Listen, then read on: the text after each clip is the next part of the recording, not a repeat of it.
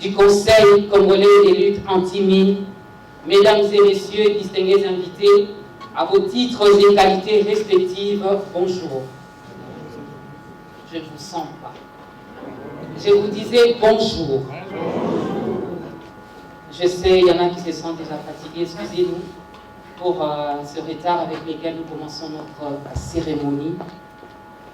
Comme nous le savons, nous sommes le 4 avril et chaque 4 avril, nous célébrons la journée internationale pour la sensibilisation aux problèmes des mines et l'assistance à la lutte anti-mines, raison pour laquelle nous sommes ici dans ce beau cadre du musée pour bien commémorer notre journée. Sans plus tarder, je passe directement à vous présenter notre programme du jour. Juste après mon allocution, nous allons inviter le représentant de l'UNMAS qui va nous proposer un mot de bienvenue.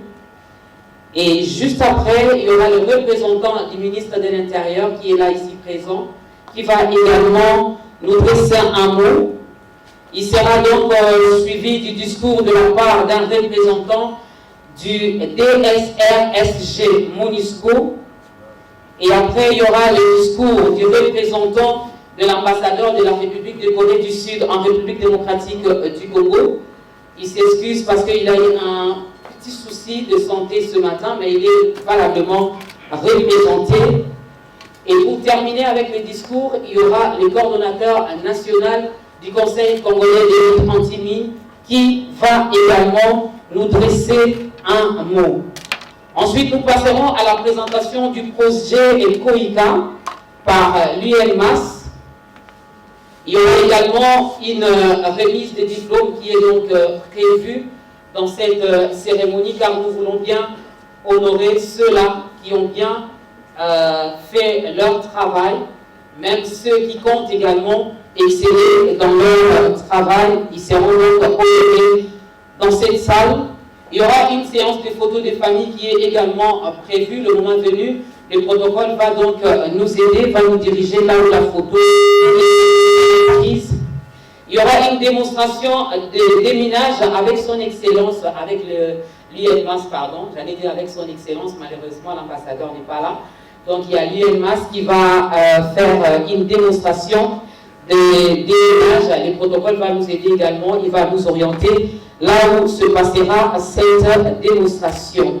Et après, ne soyez pas pressés de partir, car il y a un petit cocktail qui est également prévu. À toutes et à tous, bienvenue. Sans plus tarder, nous invitons M. Jean-Denis Lassel, qui est le chef du service des luttes anti-mines des Nations Unies, l'UNMAS en sigle, s'il peut venir pour le mot d'ouverture.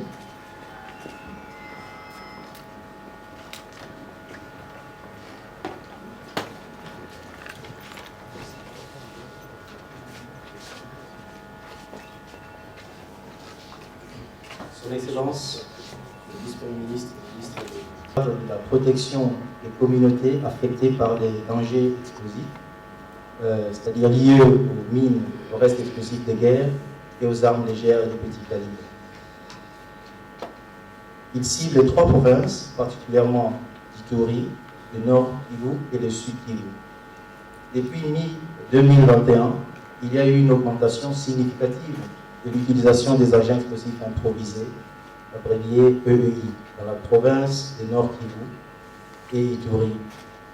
En 2022, 58 incidents et des EEI vérifiés se sont produits au Nord Kivu. La majorité des incidents signalés à Béni. Parmi ces 58 incidents, 35 étaient explosifs avec un total de 48 victimes. La RDC s'est engagée à remplir ses obligations vis-à-vis de la Convention d'Ottawa, c'est-à-dire de rendre ce pays libre des mines d'ici 2025. Beaucoup a déjà été fait, beaucoup reste à faire. UNMAS en RDC encourage à la fois les autorités et les partenaires à consentir les derniers efforts pour terminer le travail. Il reste 3 ans, c'est encore à notre portée. Considérant le rôle clé des femmes dans la sensibilisation et la création des changements durables, ONMAS souhaite souligner leur rôle central dans la lutte anti-mine, notamment dans la sensibilisation des populations aux risques, ainsi que leur participation aux activités de formation et aux opérations de déminage et de la destruction des engins explosifs. Les partenaires de la lutte anti-mine et les organisations de la société civile, dont certains sont ici présents aujourd'hui, l'ont ainsi bien compris et tous disposent des personnels féminins qualifiés. La valeur ajoutée des femmes dans la lutte anti-mine n'est plus à démontrer et elle est largement reconnue et encouragée, particulièrement ici en RDC. Monsieur le vice-premier ministre, ainsi que d'autres ministres ici présents, monsieur l'ambassadeur de la République de Corée ici représenté, monsieur le représentant pays de Koïka, ce projet de consolidation de la paix et de la stabilité par la réduction des engins explosifs est votre projet. C'est un beau projet qui s'inscrit parfaitement dans votre approche holistique qui reconnaît le lien étroit entre l'humanitaire, le développement et la sécurité. ONMAS est fier de mettre en œuvre. Je vous remercie de votre attention.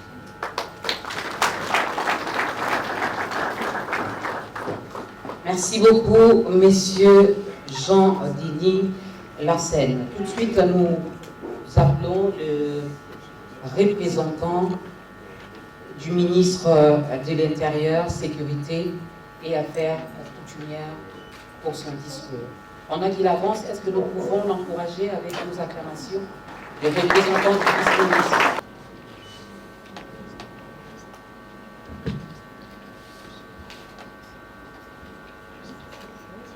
Excellences, Messieurs, Mesdames les ministres, Monsieur l'ambassadeur de la République de Corée du Sud, ici représenté, Monsieur le coordonnateur national du Centre congolais de lutte anti-mine, Monsieur le représentant pays du programme des Nations Unies de lutte anti-mine, UNIMAS, Mesdames et Messieurs les représentants des corps diplomatiques, Mesdames et Messieurs en vos titres et qualités respectifs, je vous salue tous. Qu'il me soit permis, avant toute chose, de rendre un vivant hommage à son Excellence Félix Antoine Tshisekedi Tshilombo, président de la République, chef de l'État, pour les efforts remarquables et louables qui ne cessent de consentir avec le dévouement en vue de la protection de l'intégrité territoriale de notre pays. Le combat diplomatique qu'il mène avec courage et patriotisme pour le retour de la paix sur l'ensemble du territoire national et particulièrement à l'est du pays mérite d'être salué.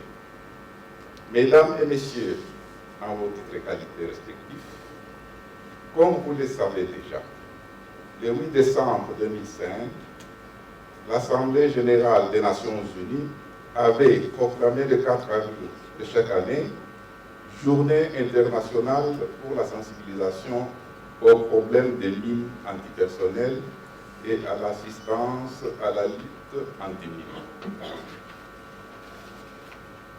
Les mines antipersonnelles et le reste des explosifs contaminent le sol, menacent des vies, restreignent la liberté de mouvement, limitent l'accès aux terres arables et surtout suscitent la peur et l'insécurité au sein des populations civiles des zones touchées. Pour notre pays, qui fait face au terrorisme dans sa partie orientale, à cause de l'agression rwandaise sous couvert du M23 et de la présence de forces négatives comme les ADF, cette journée a un sens particulier tant elle nous rappelle que chaque jour, nos compatriotes terrestres du pays côtoient les dangers parce que exposés à un arsenal explosif de plus en plus varié, allant de simples mines de munitions en grappe, d'armes en sous-munitions aux engins explosifs improvisés. C'est pourquoi je salue le travail du Centre congolais de lutte anti-mine et de ses partenaires, à l'instar de l'UMAS, qui ne ménagent aucun effort pour libérer notre sol de la menace que représentent les mines et les restes explosifs des guerres et pour les soutiens qu'ils apportent aux victimes. Le fait que nous avons ratifié le 1er mai 2002 le traité d'Ottawa sur l'interdiction de l'emploi, du stockage, de la production et du transfert de mines antipersonnelles et sur la destruction et voté la loi 11007 du 9 juillet 2011 portant mise en œuvre de cette convention en République démocratique du Congo est une preuve éloquente que notre pays prend au sérieux les dangers que représentent les mines antipersonnelles. Ainsi, j'interpelle les SSLM sur le rôle qu'ils doivent jouer, n'est-ce pas, pour permettre à notre pays de se libérer de cette menace et surtout de remplir ses engagements internationaux en matière de lutte anti-mine. Je reconnais le progrès réalisé et les efforts fournis jusque-là avec l'appui de nos partenaires pour rendre notre terre plus sûre, mais je vous rappelle que le chemin est encore long pour atteindre l'objectif, je voudrais bien dire, pour atteindre l'objectif zéro mine antipersonnelle, zéro reste explosif sur nos sols.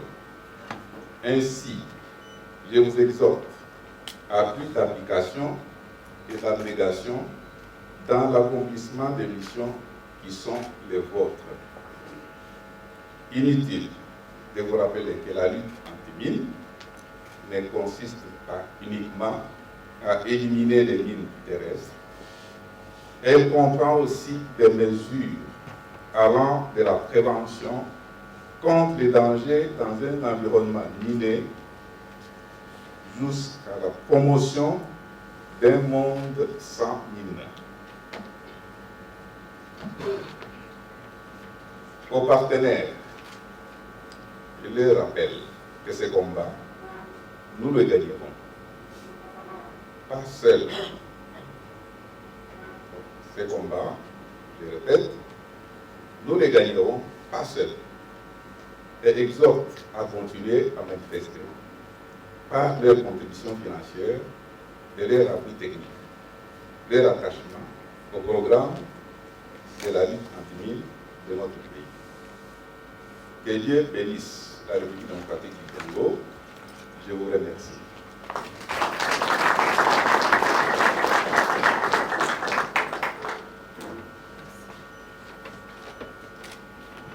Merci beaucoup à vous, monsieur le représentant du vice-premier ministre de l'Intérieur, de la Sécurité et aussi des Affaires coutumières.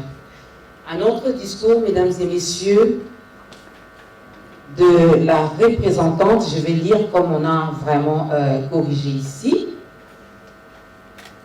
de la représentante spéciale des Nations Unies et de la MONUSCO en République démocratique du Congo, qui s'est fait représenter ce matin. Donc nous allons écouter les discours du police commissionnaire de la MONUSCO.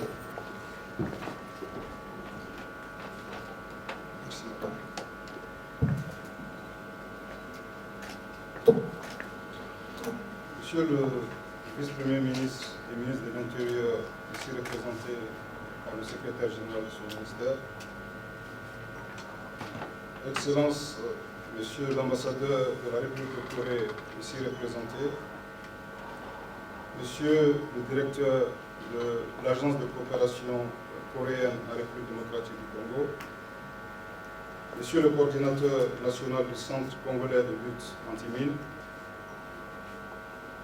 Monsieur le chef du service de lutte anti-mine des Nations Unies, Messieurs les officiers généraux et supérieurs des forces armées de la République démocratique du Congo et de la police nationale congolaise, distingués invités en vos rangs, titres et qualités respectifs, Mesdames et Messieurs, en ma qualité de commissaire de la police de la MONUSCO, c'est un grand honneur pour moi, au nom de la représentante du secrétaire général des Nations Unies en République démocratique du Congo, Mme Bintou Keïta, de prendre part ce matin à cette cérémonie de la Journée internationale pour la sensibilisation au problème des mines et de l'assistance à la lutte anti-mines en République démocratique du Congo.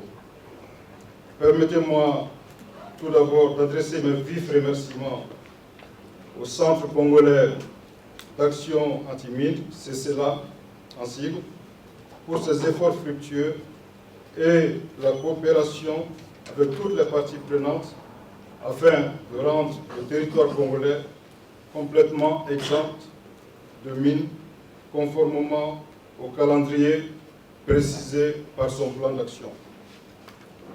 Permettez-moi aussi de saluer de manière appuyée la contribution de l'Agence coréenne de coopération internationale, COICA, en sigle, pour le financement du projet lancé de déminage humanitaire intitulé « Action anti-mines au profit des réfugiés, des personnes déplacées internes et des communautés touchées par le conflit en République démocratique du Congo ».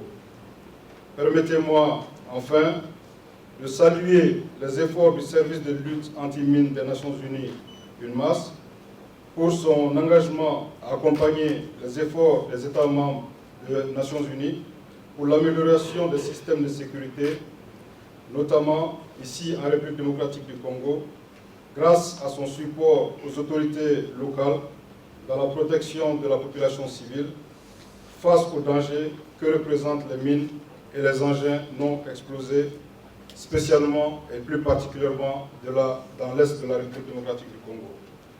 Mesdames et messieurs, je voudrais maintenant, si vous me le permettez, vous transmettre le message commémoratif de cette journée, message livré par Monsieur le secrétaire général des Nations Unies, tel que cela suit. Je cite: « Pour les millions de personnes qui vivent dans le chaos des conflits armés, en particulier les femmes et les enfants, le danger rôde à chaque pas. Même après que les combats ont cessé, les conflits laissent souvent les populations aux prises avec une terrifiante réalité. Des sols jonchés de mines terrestres et d'engins explosifs. La paix n'apporte aucune garantie de sécurité lorsque les routes et les champs sont minés, lorsque les engins explosifs menacent le retour des populations déplacées et lorsque les enfants ramassent par jeu des objets brillants qui leur explosent entre les mains.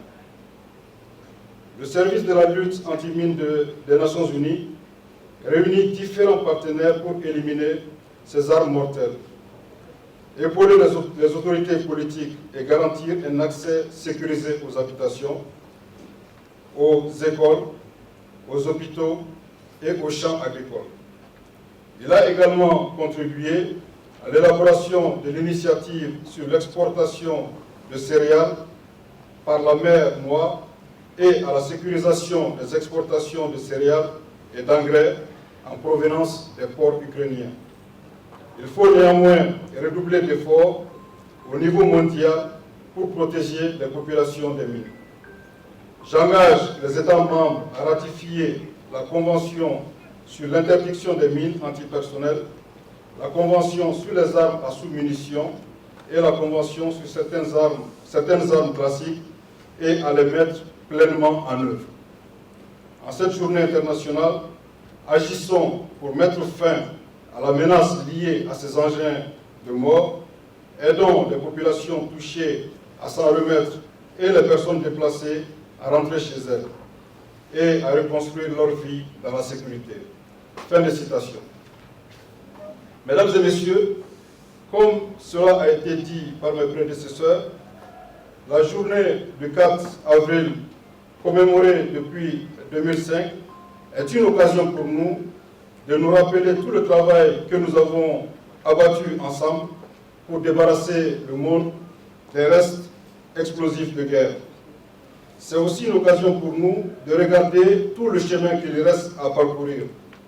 Et comme vous le savez, il y a exactement 30 ans, que des activistes de la société civile se sont réunis pour lancer la campagne internationale pour l'interdiction des mines terrestres. Aujourd'hui, 164 États font partie de cette convention, devenant ainsi presque universellement adoptée.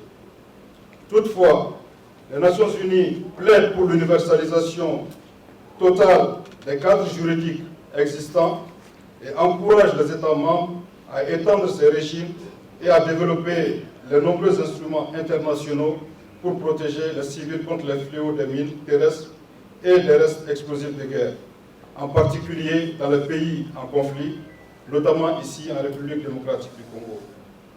Elle entreprend ce travail en collaboration avec les États intéressés, la société civile, les organisations de lutte contre les mines et les organisations internationales. Par exemple, sa collaboration à travers UNMAS et l'Agence coréenne de coopération internationale est un exemple très parlant. Mesdames et messieurs, en 2017, le Programme des Nations Unies pour le développement, NUD, et le Centre de Genève pour le déminage humanitaire ont mené une étude intitulée « Ne laisser personne de côté, lutter contre les mines et objectifs de développement durable ». Cette étude montre que les liens directs existent entre l'action contre les mines et une série des objectifs fixés pour le développement durable. Par exemple, libérer des terres cultivables n'a pas seulement un impact direct sur la réduction de la violence et de la peur, il est aussi un accélérateur indirect pour plusieurs autres problématiques, dont la lutte contre la pauvreté, la faim, ainsi qu'apporter des vies saines et une croissance inclusive au sein des communautés. Nous utilisons maintenant cette étude en tant que Nations Unies pour concevoir la politique et les programmes de lutte contre les mines dans le contexte de la mise en œuvre des objectifs dits ODD, objectifs du développement durable. En fait, la contamination par les munitions explosives menace les vies, restreint la liberté de mouvement, limite l'accès aux terres arables, prive les communautés de leurs droits et surtout instille la peur et l'insécurité. Il répand la terreur et la contamination prolongée de cette terreur. Les populations les plus touchées sont naturellement les plus vulnérables. Mesdames et messieurs, c'est ici pour moi l'occasion de rappeler que la mission des Nations Unies, MONUSCO, est dans sa phase dite de transition, c'est-à-dire sa phase de départ, conformément aux discussions de niveau politique qui sont maintenues avec le gouvernement.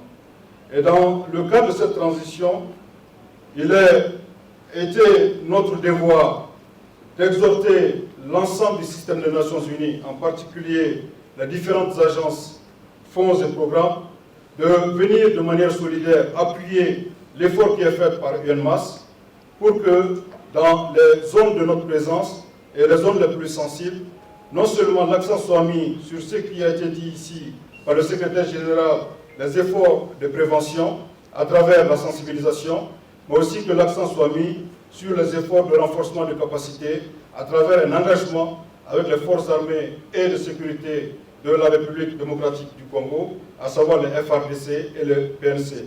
Cela dans le cadre de la gestion des stocks dont ils disposent, mais aussi dans le cadre du développement d'expertise qui, naturellement, contribue à l'effort international de lutte pour la sécurisation des armes et munitions, mais aussi de lutte pour, comment on appelle, contre les mines.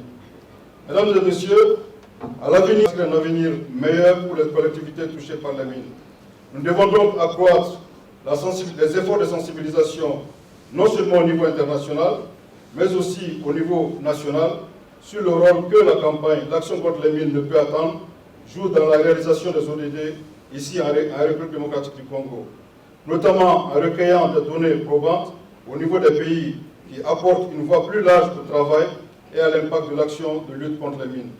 Dans ce contexte particulier, la transition de la MONUSCO que je viens de mentionner ici se réjouira de voir plus de partenariats se mobiliser autour des acteurs nationaux comme le Centre de lutte contre la mine, mais aussi autour des initiatives onusiennes pour que les populations soient définitivement mises à l'abri de la crainte, mais aussi à l'abri de la peur que posent ces engins de la mort. Je vous remercie de votre attention.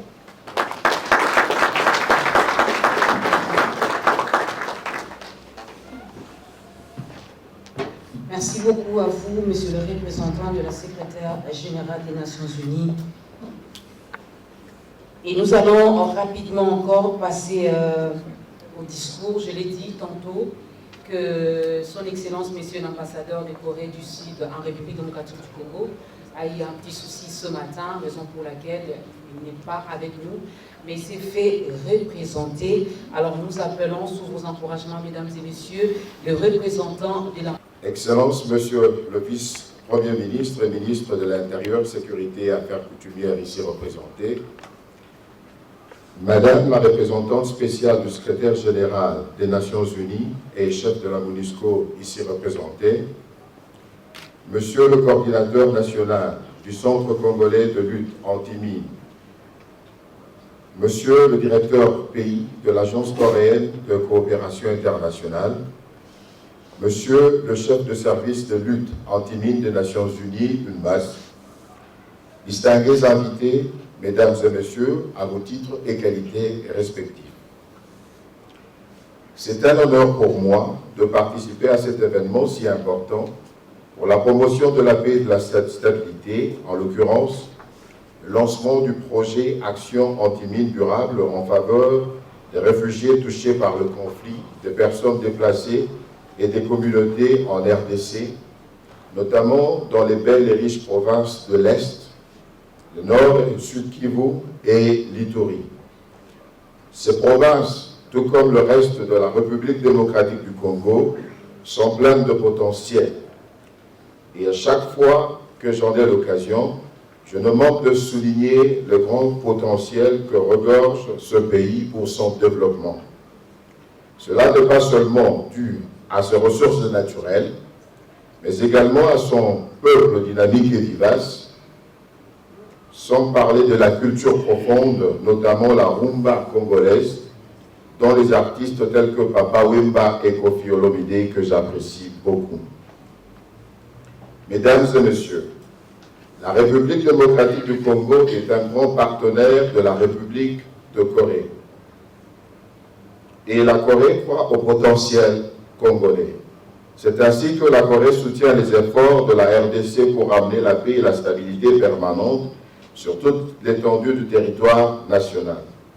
Cette paix, plébiscitée dans l'hymne national, est estimée par Kipa Vita et Simon Kimbangu, les héros historiques congolais, est la clé du succès pour la République démocratique du Congo. La Corée accorde une grande importance à la paix. Les Coréens savent ce que sont la guerre, la souffrance, le chagrin, les pleurs et la séparation d'avec un être cher. La Corée connaît le bien fondé de la paix et de la stabilité. Et plus important, la Corée sait également comment se rattraper après la guerre. Comme la Corée fait de son mieux pour maintenir la paix et la stabilité sur la péninsule coréenne, elle contribue également à la paix et à la stabilité dans le monde entier. La Corée a ressuscité des cendres de la guerre de 1950 à 1953. Pendant cette guerre, tout était dévasté et détruit, ou presque. Beaucoup de temps se sont écoulés. La Corée a pu se remettre de ses souffrances. Tout le monde sait aujourd'hui ce que la Corée a réalisé. Son histoire de plus de 5 millénaires et sa profonde culture ont été notamment le moteur de son développement. La pérennisation de sa culture dans la société a permis de faire de la Corée ce qu'elle est aujourd'hui.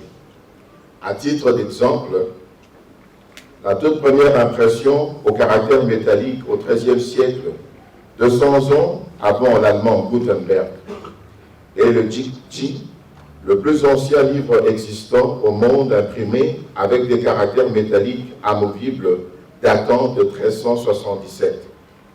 Un tel patrimoine culturel constitue la source de la force des Coréens qui a permis la montée en flèche des différents cas qui font la fierté de la Corée dans le monde. C'est ainsi que nous avons par exemple le K-pop, la musique coréenne, le K-drama, la série télévisée coréenne, le K-movie, le cinéma coréen, et bien plus pour fasciner le monde entier. Mesdames et messieurs, je sais que l'Est de la République démocratique du Congo, notamment le Nord Kivu, est une belle région. Son climat particulier, ses hautes montagnes, sa faune et sa flore, y compris ses gorilles de montagne, en font un lieu touristique très exceptionnel. Mais il a été meurtri pendant longtemps et semble aujourd'hui avoir perdu les moyens pour son développement. Le temps est venu cependant pour la reprise. Je voudrais emprunter les mots du Saint-Père, le pape François, pour rassurer la population de l'Est en particulier et celle de toute la République démocratique du Congo en général, en disant avec sincérité: le gouvernement et le peuple coréen sont proches de vous. En effet, c'est depuis plusieurs décennies que la relation entre nos deux pays ont débuté et se sont accrues. Plus précisément, la coopération entre la République démocratique du Congo et la République de Corée a totalisé 60 ans depuis le 1er avril 2023.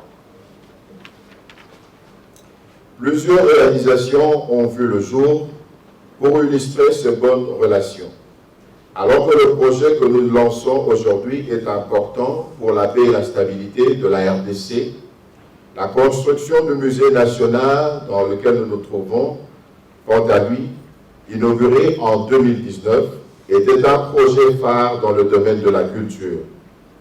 Le gouvernement et le peuple coréen l'ont offert au Congo, non seulement pour la valorisation de sa culture, mais également pour la promotion de l'unité et de l'harmonie entre ces différentes tribus à travers l'art et l'éducation de l'histoire partagée. En plus, les autres projets déjà réalisés ou qui sont en cours ont comme objectif la promotion du bien-être social et la prospérité du peuple, ce que la Corée voudrait tant voir en RDC. Mesdames et messieurs, comme vous le savez, 60 années de relations diplomatiques entre deux pays, ce ne sont pas peu de choses.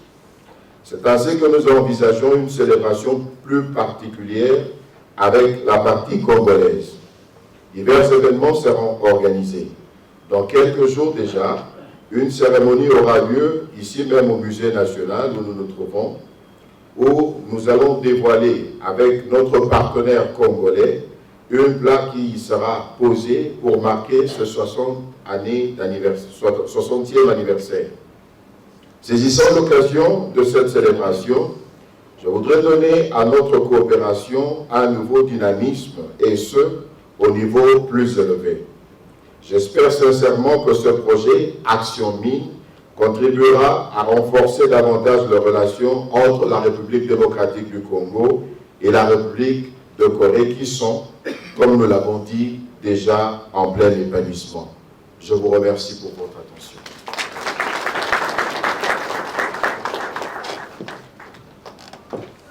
Merci beaucoup pour ce discours et merci à la représentante de son Excellence, Monsieur l'ambassadeur de Corée du Sud en République démocratique du Congo. Avant de prendre la présentation du projet Koïka, avant cette représentation, juste après le discours du coordonnateur national du Centre congolais de lutte anti-mine, que nous allons appeler d'un moment à l'autre, nous demandons également à notre frère qui est de l'autre côté de nous préparer l'hymne national coréen. Normalement, je ne devrais pas prendre la parole en dernier. C'est son Excellence ou son représentant qui devrait prendre la parole avant que je le prenne, parce que il y a eu un petit contretemps. Excellence était invité à une réunion de sécurité. C'est dans ce sens qu'on avait organisé qu'il prenne d'abord la parole. Et après, je pourrais continuer. Donc, c'est ce désagrément-là qui nous a causé un peu tort. Donc, je demande toutes mes excuses.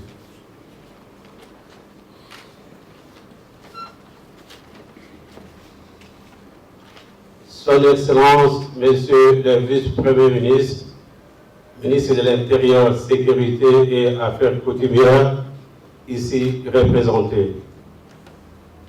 Son Excellence, Monsieur l'Ambassadeur de la République de Corée, ici représenté.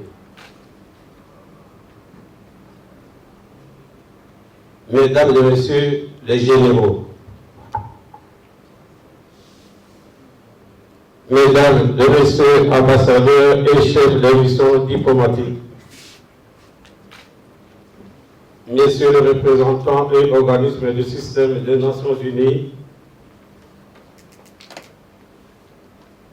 Mesdames et Messieurs, à vos titres et qualités respectifs, distingués invités, à ce jour où le monde entier célèbre la journée du 4 avril dédiée à la sensibilisation et lutte contre les mines et autres explosifs. Avant de prononcer mon allocution, je voudrais vous remercier d'avoir rehaussé de votre présence à cette cérémonie. En effet, votre présence témoigne non seulement la volonté partagée de bâtir ensemble notre chère nation, mais mieux exprimer notre détermination d'appuyer la modernisation prônée par Son Excellence, Monsieur le Président de la République, Félix Antoine Tshisekedi Tshilombo. La Commission nationale de lutte anti-mine et le Centre congolais de lutte anti-mine ont été créés depuis plus de 10 ans par la loi numéro 11/007 du 9 juillet 2011 portant mise en œuvre de la Convention sur l'interdiction de l'emploi, du stockage, de la production, du transfert des mines antipersonnelles et sur leur destruction en République démocratique du Congo. La guerre injuste imposée à la République démocratique du Congo par les forces étrangères sous la coordination du Rwanda a provoqué une crise sécuritaire multiforme sans précédent et occasionné la prolifération des mines et autres engins explosifs dans la partie est de notre pays. Selon les informations à notre possession,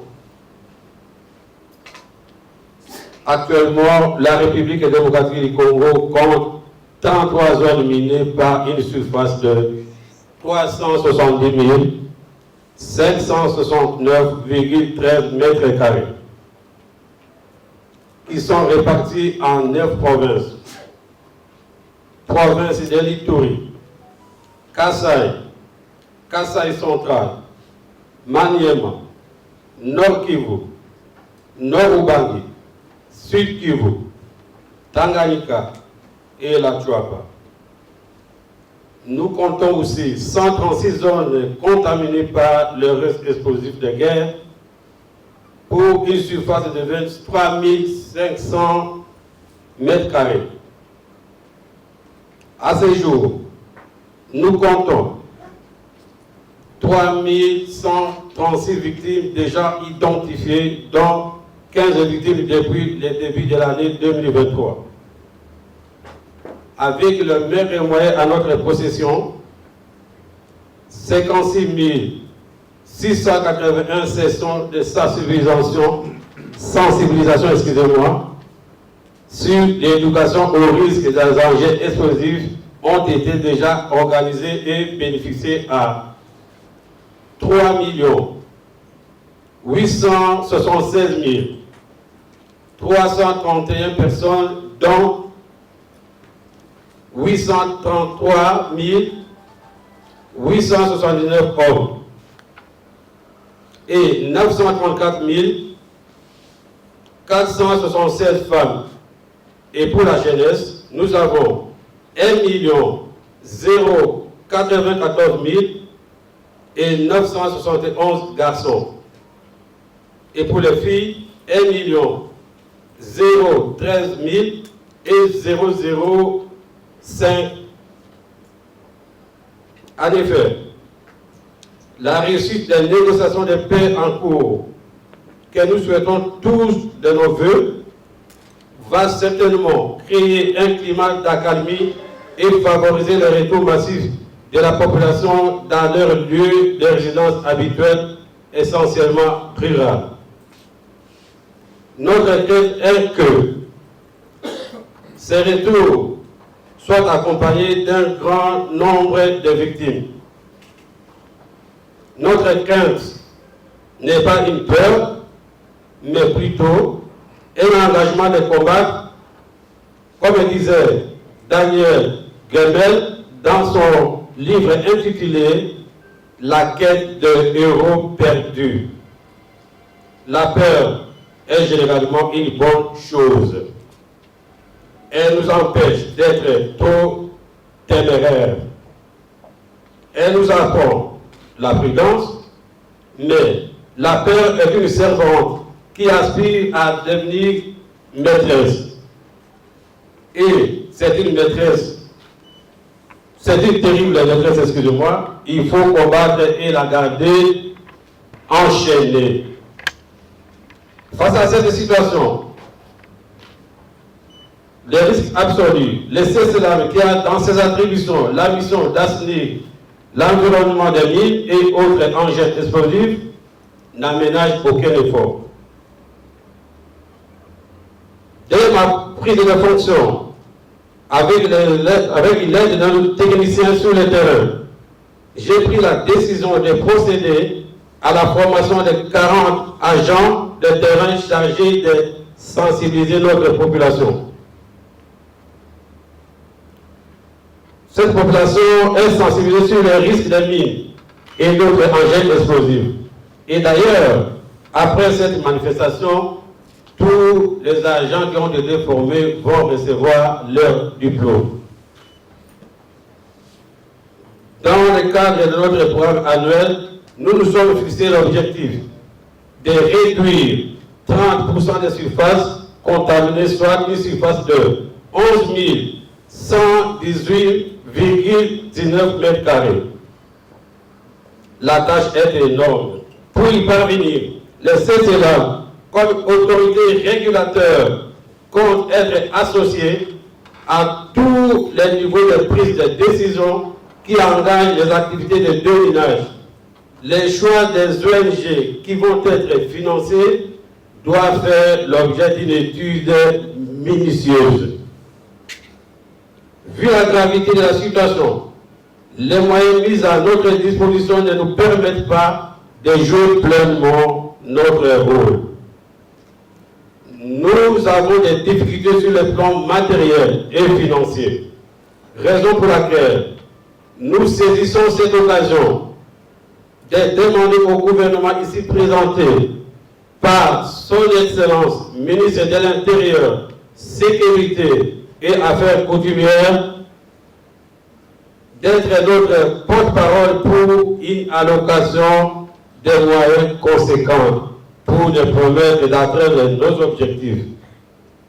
Et à notre partenaire extérieur, nous sollicitons de vous une assistance substantielle et régulière, car malgré la volonté du gouvernement, le pays traverse des moments difficiles et nous tous, nous en sommes conscients. Mesdames et messieurs, nous vous remercions tous pour les efforts et la volonté d'œuvrer ensemble afin de libérer notre pays de cet obstacle au développement et pour le bien-être de la population. J'ai dit et je vous remercie. coordonnateur national du Conseil congolais de lutte anti-mine, CCLAF en sigle, Monsieur Emmanuel Lokinou Omanga. Est-ce qu'on peut acclamer pour le coordonnateur national?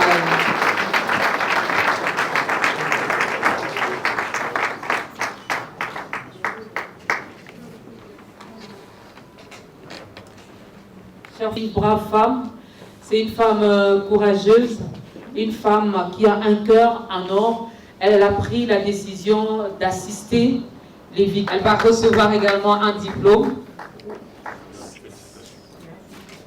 Madame Nathalie, aidez-nous, on va prendre la photo.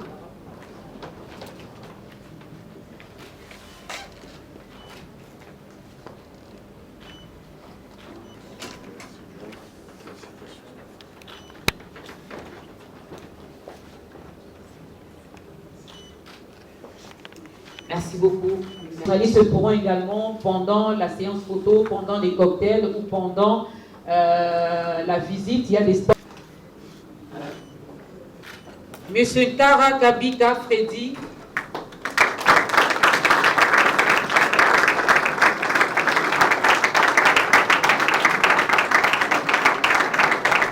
Et Madame Galoula se prépare déjà. Madame Galoula Ntumba Deborah.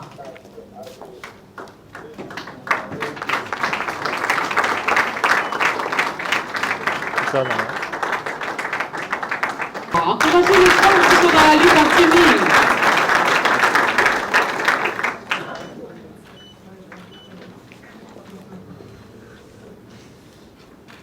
Merci.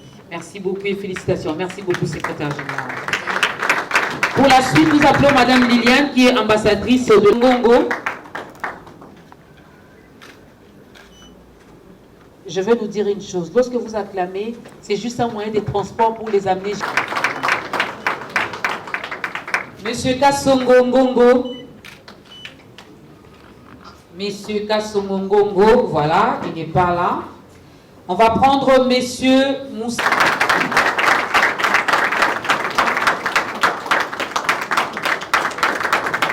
Elle sera suivie de Monsieur Badi Bangaka Dima Mathieu.